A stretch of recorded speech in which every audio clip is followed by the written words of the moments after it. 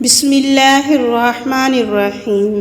السلام علیکم ورحمۃ اللہ وبرکاتہ۔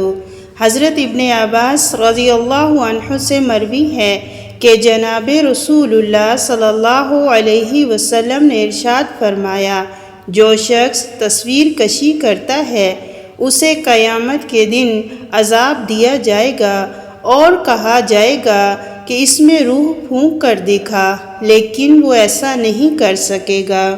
جو شخص جھوٹا خواب بیان کرے اسے بھی قیامت کے دن عذاب ہوگا اور اسے جو کے 2 دانوں میں گرہ لگانے کا حکم دیا جائے گا، لیکن وہ ایسا نہیں کر سکے گا۔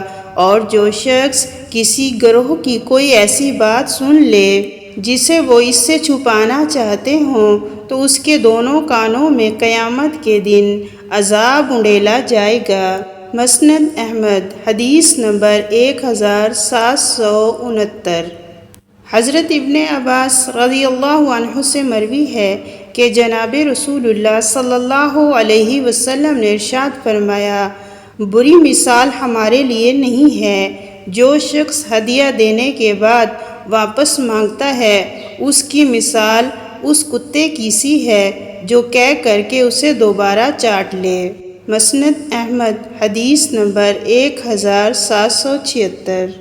حضرت ابن عباس رضی اللہ عنہ سے مروی ہے کہ میں نے نبی صلی اللہ علیہ وسلم کو دوران خطبہ یہ ارشاد فرماتے ہوئے سنا ہے کہ تم اللہ سے اس حال میں ملو گے کہ تم ننگے پاؤں، ننگے بدن، پیدل اور غیر مختون ہوں گے۔